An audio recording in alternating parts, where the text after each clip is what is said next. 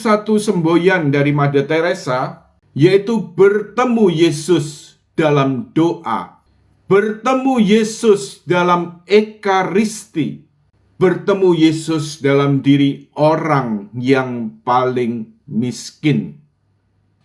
Dan kemudian kita juga membutuhkan makanan rohani. Kalau kita butuh makanan jasmani untuk hidup kita, maka kita butuh makanan rohani untuk hidup rohani kita. Karena itu kita membutuhkan ekaristi.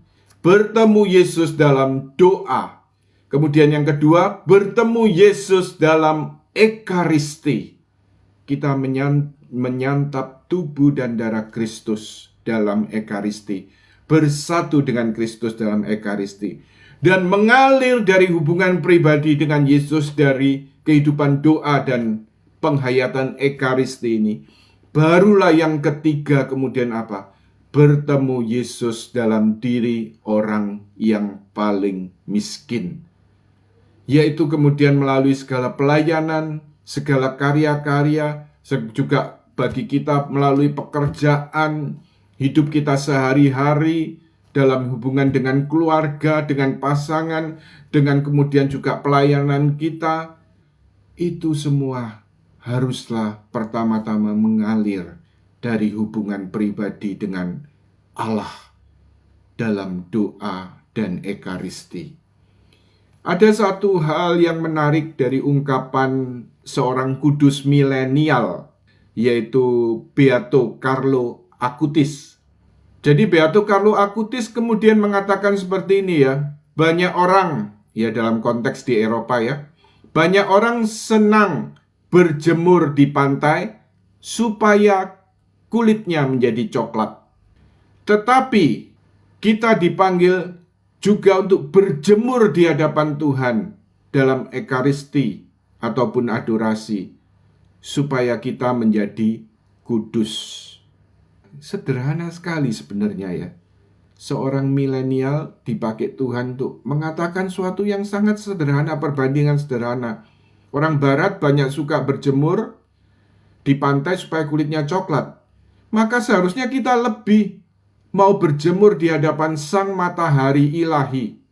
Kalau dikatakan berkaitan dengan ekaristi dan adorasi dalam apa yang dikatakan oleh Beato Carlo Acutis, ini juga berlaku juga untuk kehidupan doa ya. Baik kehidupan doa, pembacaan kitab suci, lalu kemudian penghayatan ekaristi, dan juga adorasi atau kemudian visitasi sakramen Maha Kudus, kita dapat berjemur di hadapan Tuhan. Ya, ini benar-benar kalau saya pikir satu rahmat pada masa-masa COVID itu ya. Kita kan tidak boleh misa. Kita juga bahkan banyak gereja yang ditutup, artinya ya terbatas. Tetapi ya bagi saya pribadi pada saat-saat itu misa live streaming sangat kurang begitu ya. Saya merasa ada yang istilahnya kurang, walaupun ya tetap saya imani sesuai juga anjuran gereja pada situasi darurat pada saat itu ya. Tetapi kemudian akhirnya ada satu kerinduan, ya sudah, kalau sehari artinya saya berusaha untuk berdoa 1 jam, ya berdoa 1 jam ini dalam komunitas kita ya, memang dianjurkan untuk berdoa 1 jam, maka saya lakukan setengah jam di rumah, jadi di tempat doa.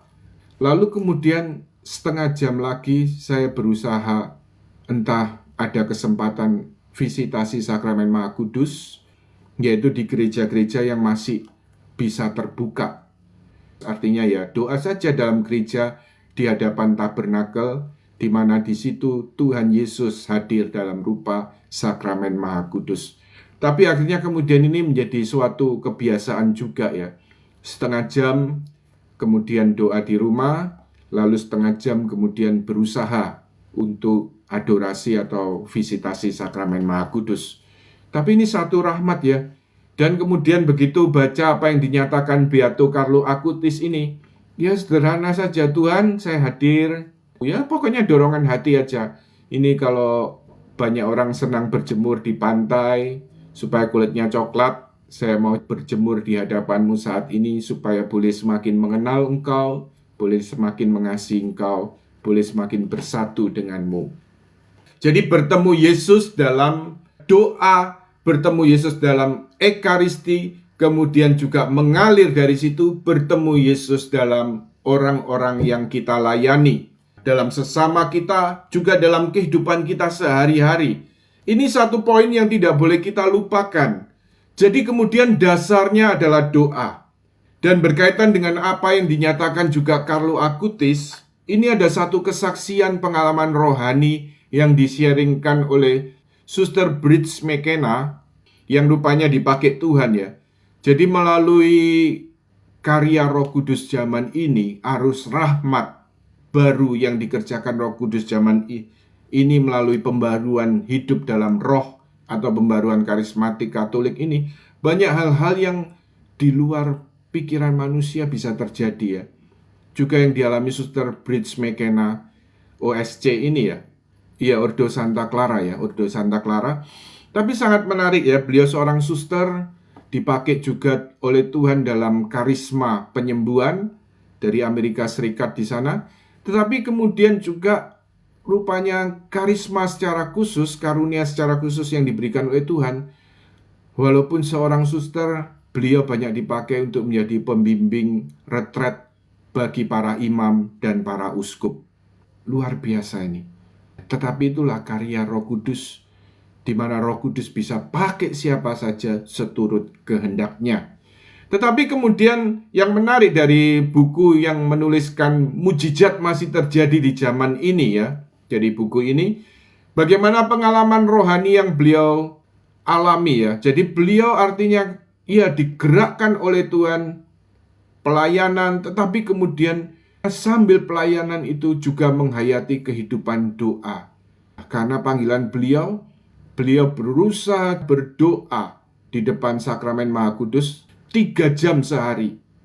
Dan ada satu pengalaman rohani bagaimana Tuhan menyatakan kepada dia, ibaratnya seperti orang yang kemudian berjemur terkena sinar matahari.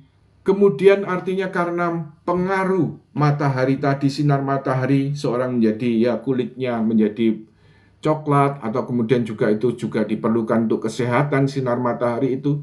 Maka demikian juga dibutuhkan kehidupan doa sebagai gambaran seperti orang berjemur di bawah sinar matahari. Dan dalam doa kita berjemur di hadapan sang matahari ilahi.